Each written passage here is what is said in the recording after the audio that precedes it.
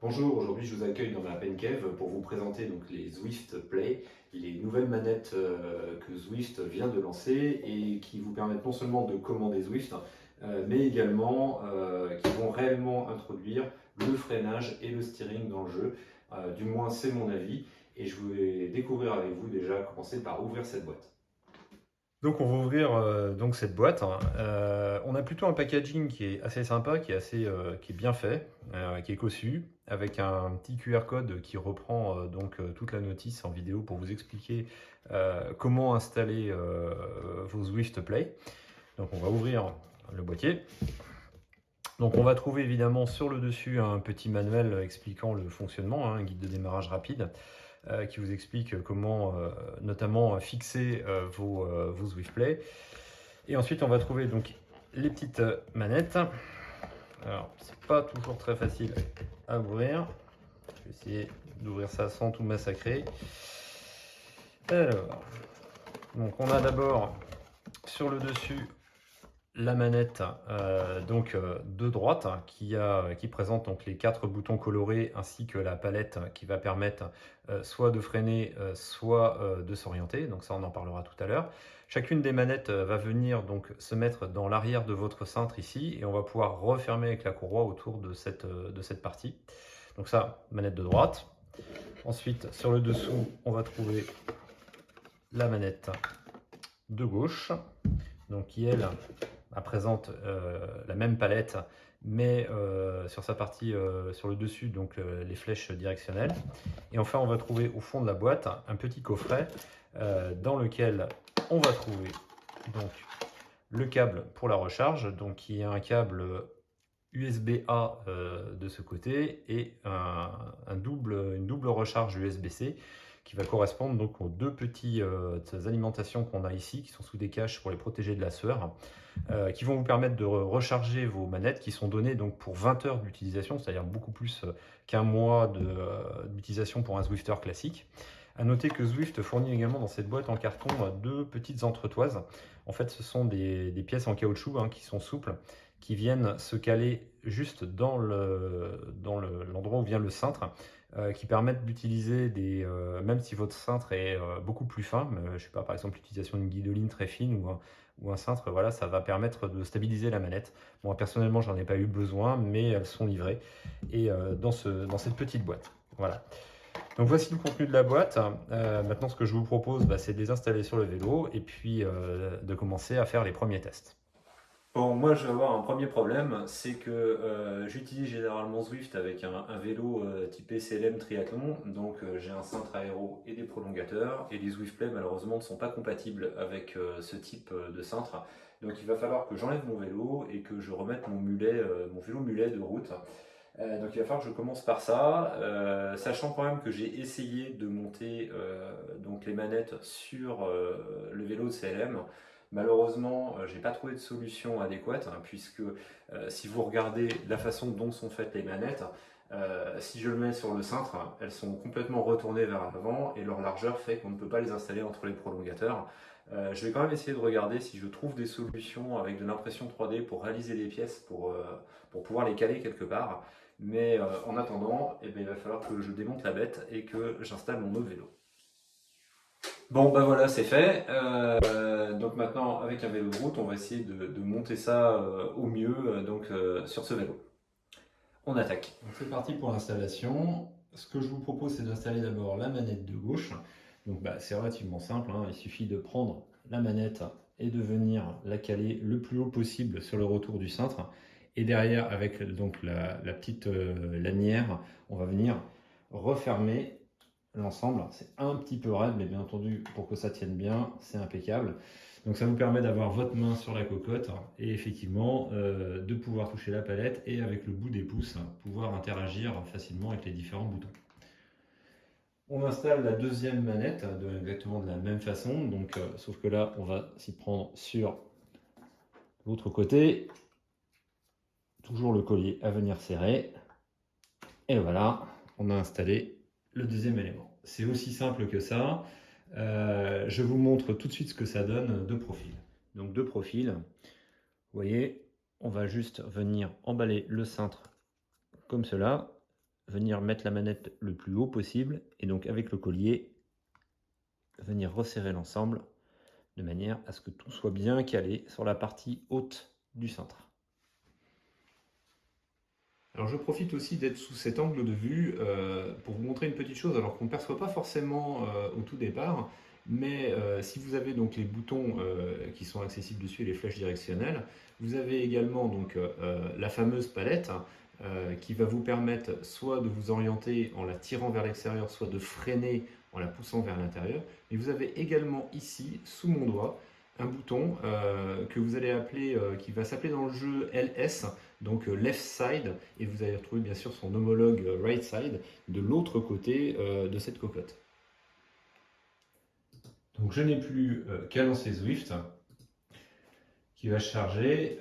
Bien entendu, pour utiliser les Zwift Play, il vous faudra que Zwift soit à jour. Il vous faudra à minima la version donc 1.42 qui est arrivée début juin, sachant que celle-ci fait déjà l'objet d'une correction spécifiquement pour les Zwift Play, puisqu'il existe un bug qui empêche un des boutons de fonctionner correctement.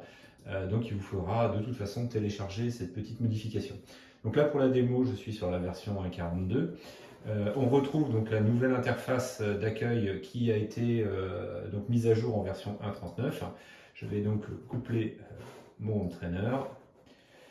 Et maintenant, tout simplement, il va falloir que j'aille dans direction et que je réveille donc mes manettes en appuyant sur les boutons.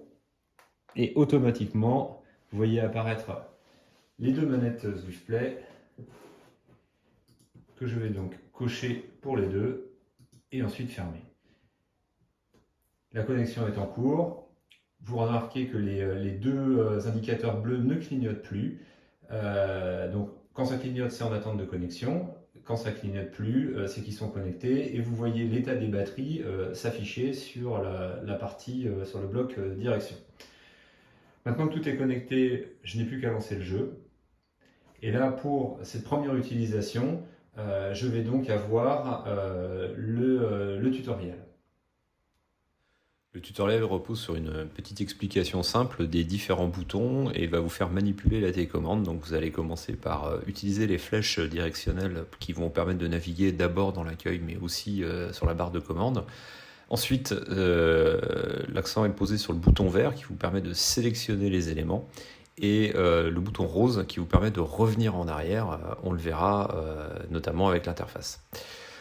Ensuite, on vous explique le fonctionnement du steering, donc avec les deux palettes qu'il convient et à droite et à gauche d'orienter vers l'extérieur, alors que si vous vous orientez à l'intérieur comme indiqué à l'écran, là vous allez freiner et vous verrez de manière plutôt brutale. Dernier point, les petits boutons que je vous ai montrés, donc le bouton RS et LS, le côté gauche et côté droit, qui vous permettent dans les entraînements de moduler l'intensité, et le bouton Y, le bouton bleu, qui n'a pour le moment comme seule fonction que de sauter les blocs d'entraînement quand vous faites un workout. Donc voilà, une fois que vous avez fait le tutoriel, on clique sur continuer et vous retombez sur l'interface d'accueil traditionnelle.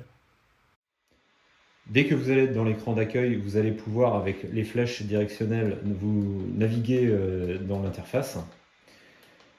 Vous allez bien entendu pouvoir remonter jusqu'aux différents onglets, comme par exemple choisir une route.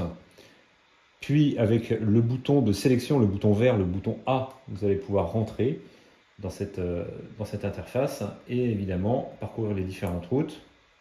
Je rappuie sur le bouton vert pour sélectionner. Ça ne me convient pas, j'appuie sur le bouton rose pour le retour. À la suivante, voilà, et ainsi de suite.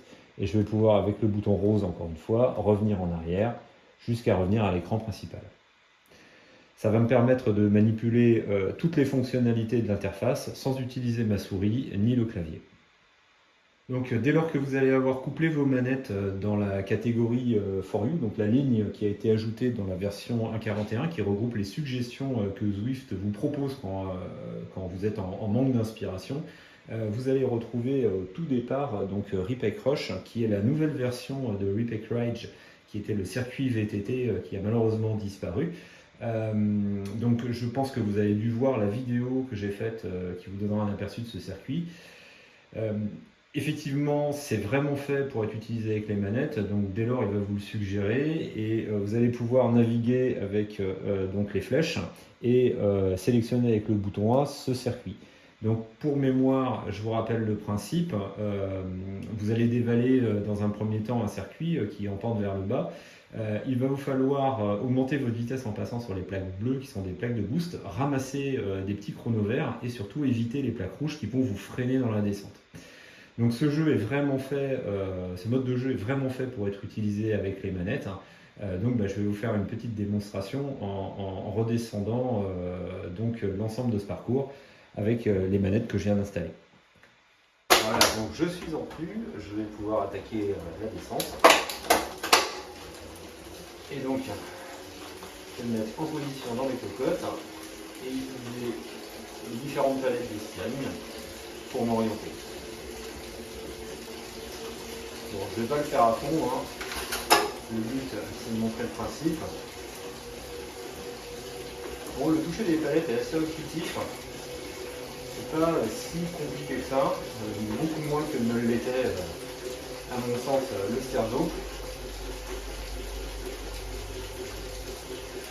Donc il faut vraiment fonctionner par petite impulsion.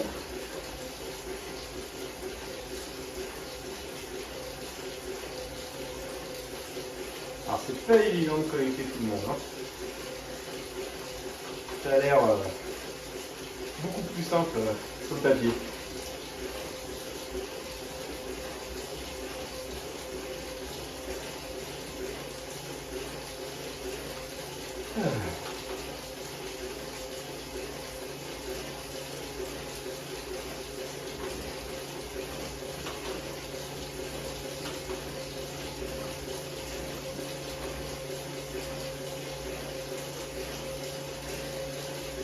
Donc je descends tranquillement. Donc, on note quand même que pour ces petites palettes, il n'y a pas beaucoup d'espace entre l'œillet de frein, du moins pour le télégramme mécanique, entre le sélecteur de vitesse et le cintre, ce qui fait qu'on pilote vraiment du bout des doigts. Ça rend la chose un peu plus difficile quand on est sur le haut des cocottes, parce qu'il faut vraiment réussir à glisser ses doigts ici, là. Bon, ça se fait, hein. Après, le toucher est assez simple. Voilà, j'essaye de continuer et de ramener le maximum de chrono. Voilà, et la petite plaque rouge.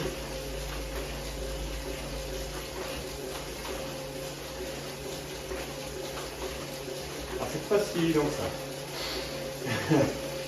Il faudra quelques descentes pour réussir à récupérer les 101 horloges que j'aurai difficilement du premier coup. Alors là on est dans une zone qu'on reconnaît qui était une zone qui était dispo quand c'était le parcours VTT. Après on rentre sur une partie qui est totalement nouvelle. Je vais accélérer un peu la cadence.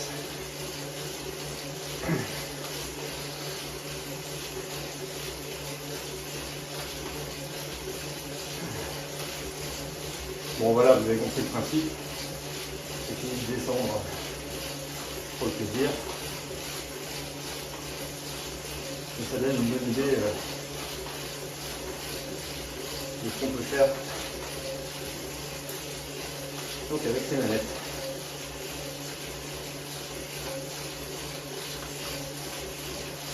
Alors faire attention, c'est quand même assez sensible.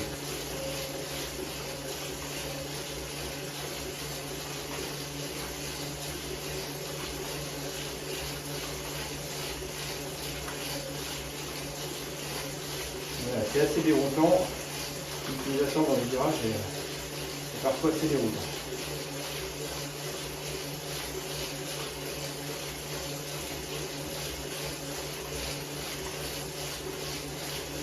Bon, j'aurai pas plus de grosse performance, mais sans ventilateur c'était déjà pas mal. Voilà.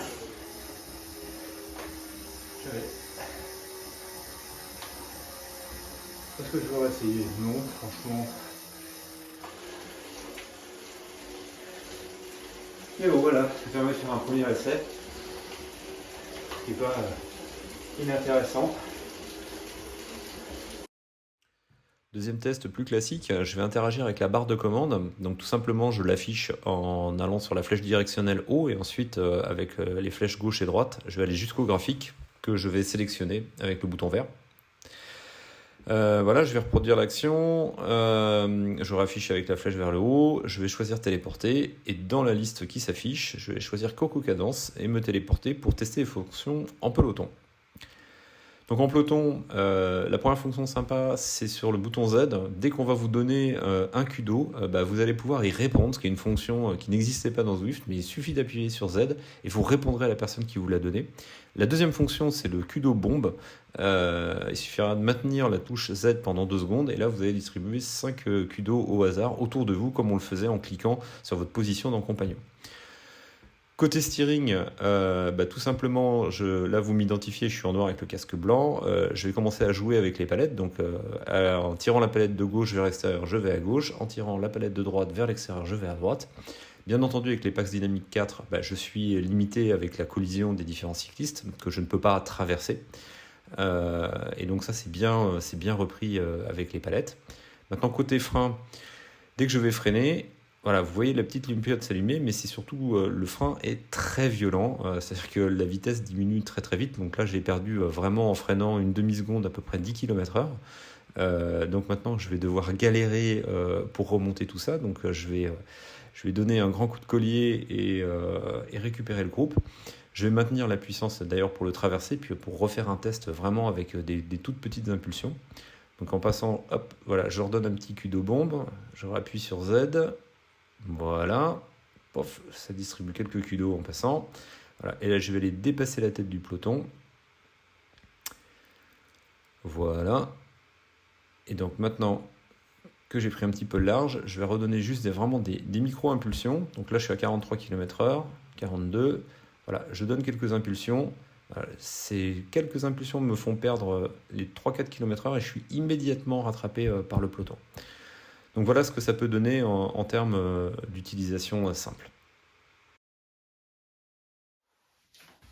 Donc cette première expérience avec les Zwift Play n'a pas été franchement désagréable, elle est même plutôt assez surprenante. Moi j'ai vraiment apprécié en fait le fait de pouvoir commander tout sans lever les mains du guidon, de commander aussi bien l'interface d'accueil, mais de commander la barre de commande et de pouvoir interagir facilement avec Zwift sans lever les mains du guidon. Côté steering, j'ai trouvé que c'était plutôt naturel, plus que le sterzo, c'est ce que je disais dans la vidéo. Néanmoins, il est un petit peu plus difficile à appréhender dans les virages, qu'on a du mal à se positionner dans l'espace. En plus, on a une tendance naturelle, je dirais, à finir par confondre les commandes et à essayer de tourner les palettes, alors que quand on les tourne vers l'intérieur, forcément on freine. Donc ça, c'est un petit peu des fois complexe, alors ça demandera un petit peu de prise en main et d'habitude. Après, niveau freinage, moi personnellement, j'ai trouvé ça vraiment très très sensible, c'est-à-dire que dès qu'on touche, vraiment quasiment on s'arrête sur place en 1 à 2 secondes, donc il faut vraiment être très très léger et fonctionner par impulsion. Néanmoins, bon, c'est encore une fois un outil qui est en bêta, c'est pour ça qu'aujourd'hui le prix est réduit, donc il évoluera. D'ailleurs, les Zwift Play sont prévus pour être mis à jour au travers de Compagnon et au travers de Zwift. Donc il est fort probable que la sensibilité et le toucher de ces commandes évoluent, mais néanmoins ça reste un très très bon outil et je trouve que ça devient un très gros avantage pour Zwift. Voilà un petit peu quel est mon constat aujourd'hui. J'espère que vous avez apprécié cette vidéo, puis je vous dis à bientôt pour une nouvelle vidéo, peut-être sur l'utilisation un petit peu plus avancée des Zwift Play. Au revoir.